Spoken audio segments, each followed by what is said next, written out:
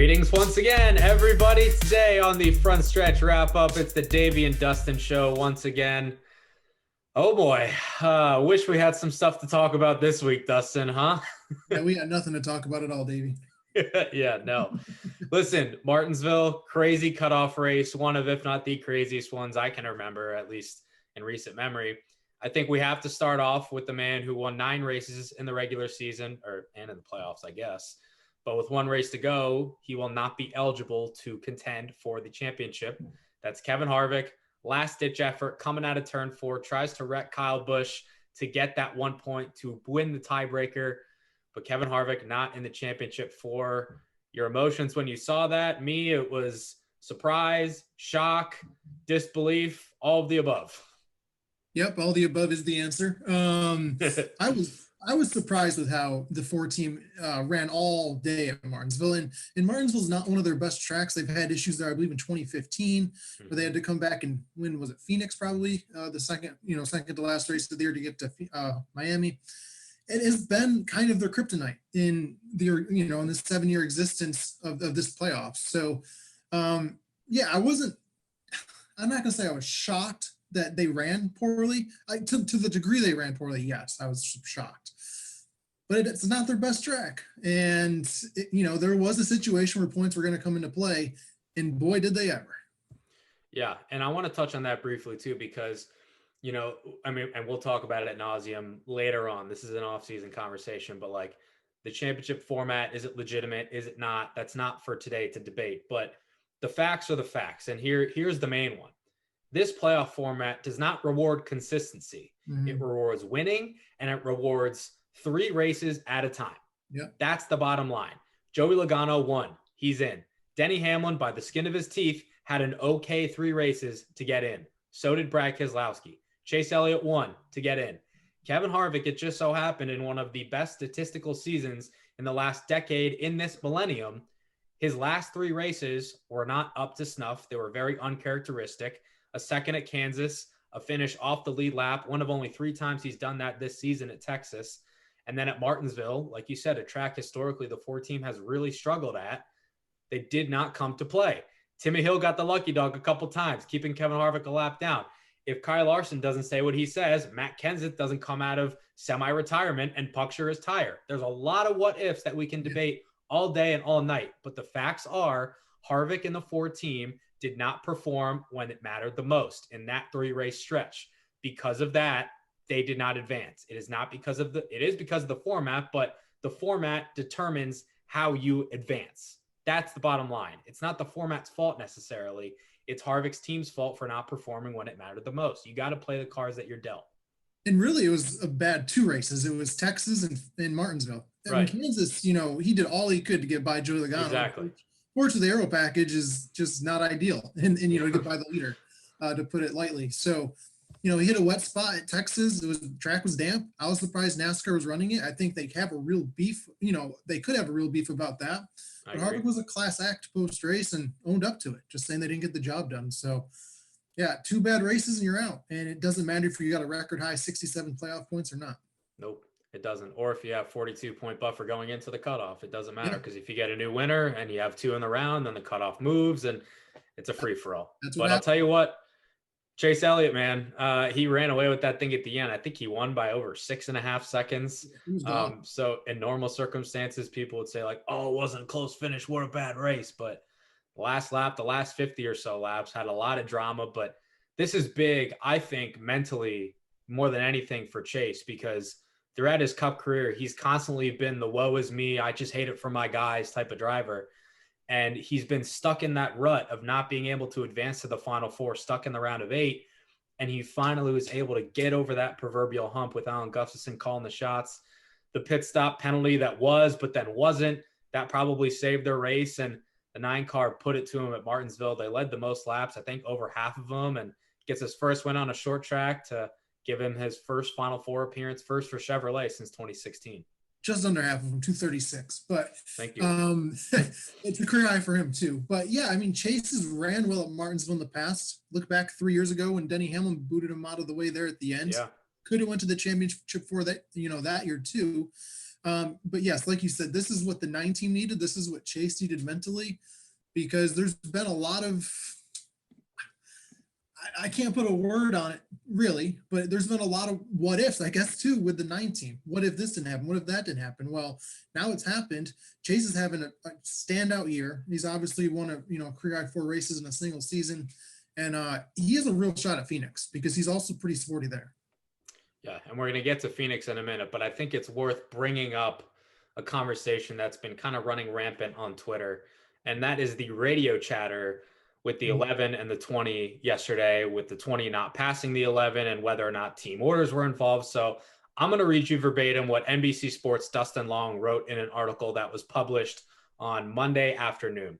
Quote, Rick Corelli said, "Don't pass him, Jones. Stay with him and drive what you can."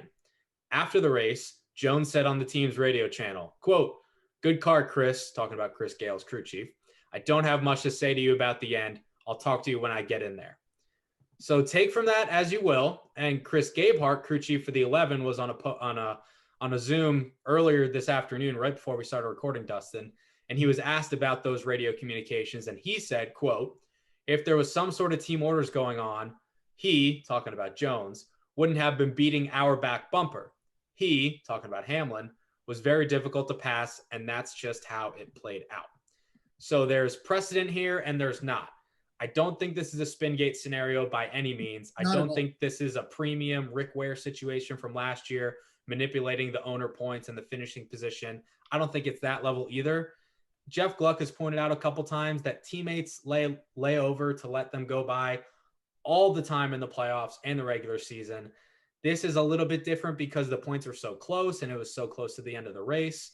I personally don't think anything is going to be done about this. Maybe it's just a slap on the wrist and possibly a monetary fine, but I don't think that there's enough here for NASCAR to do anything and levy any penalties. And no, there will not be a championship 5. Let's get that out of the way. Yeah, I wish I could disagree with you, but I really don't. And for Erik Jones, I mean, it's got to be tough because, think back 3 months ago, he got the boot from Joe Gibbs Racing.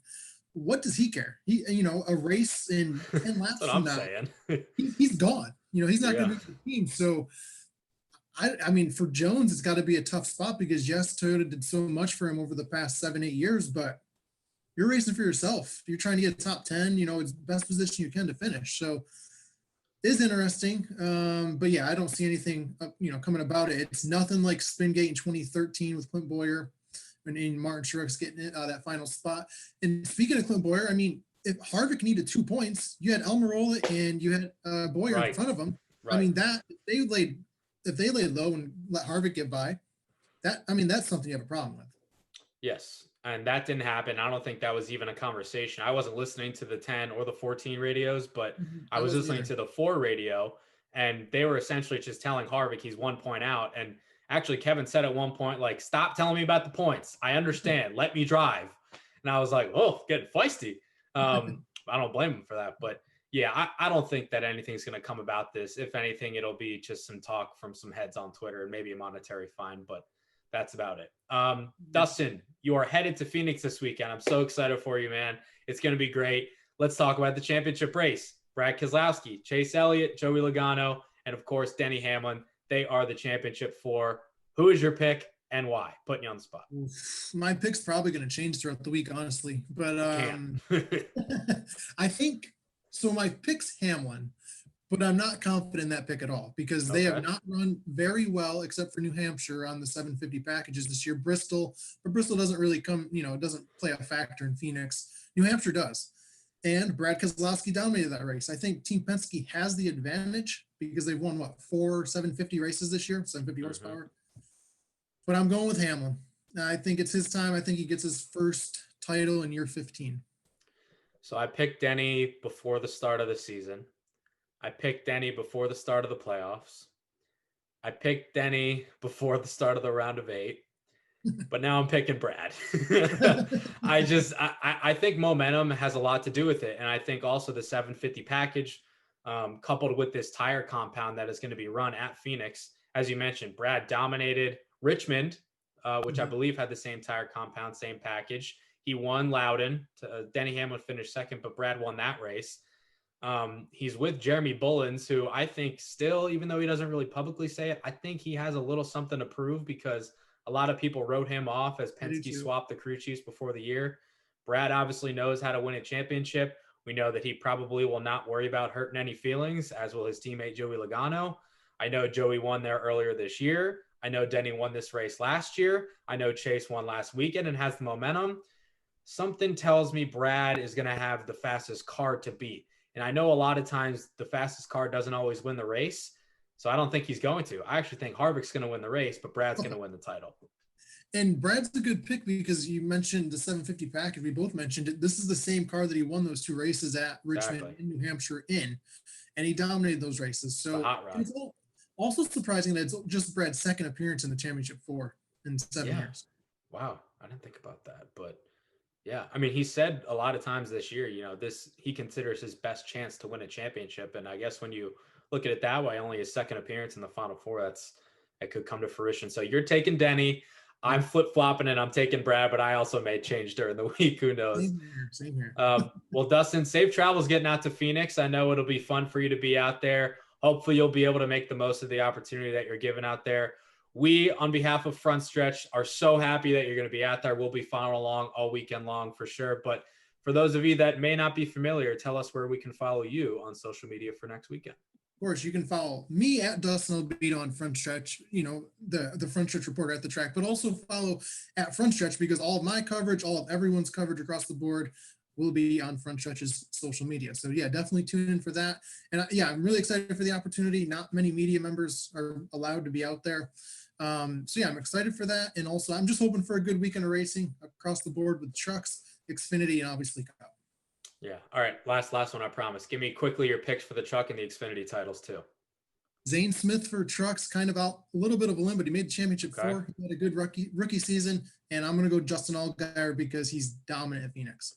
Okay. I'm leaning Allgaier because Phoenix is his playground, but something tells me Briscoe's just not going to let him have it. But if you made me pick, I'll go Allgaier. And trucks, I'm going to say Sheldon Creed gets it. I don't know why, but that's just what I think. He's been the fastest truck all year. Yeah. All right. Well, 3 champions to crown. We will see how it all plays out. Enjoy the weather out there, by the way, Dustin. I'm sure it's a little bit warmer than upstate New York right now. Absolutely. We got our first snowfall this morning. Wonderful. Well, it's not snowing yet, but it's pretty windy here in Maryland. For Dustin, I am Davey. Thank you for watching the Frontstretch wrap up. We got one more of these things next week. We'll catch y'all then.